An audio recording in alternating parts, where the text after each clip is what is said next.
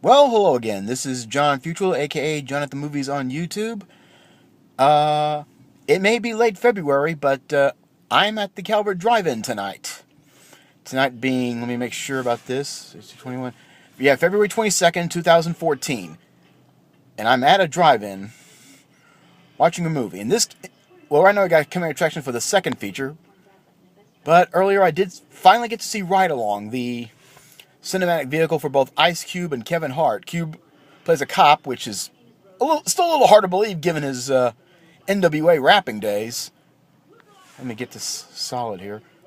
And of course, his sister is dating a would-be cop played by Kevin Hart, who's trying to get into the academy. He finally gets in, and Cube agrees to take him on a ride along to see what he's got.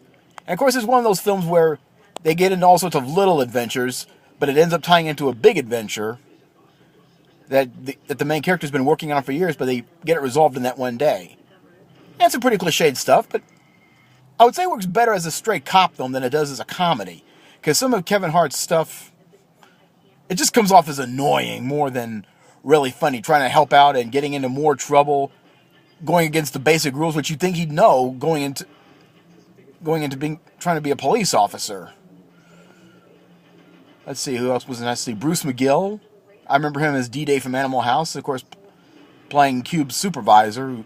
The one man in charge who just can't stand the headaches that Cube gives him, even though he generally respects him. And so we also have Lawrence Fishburne shows up. I'll say he shows up late. I'm not going to give it away what he does, but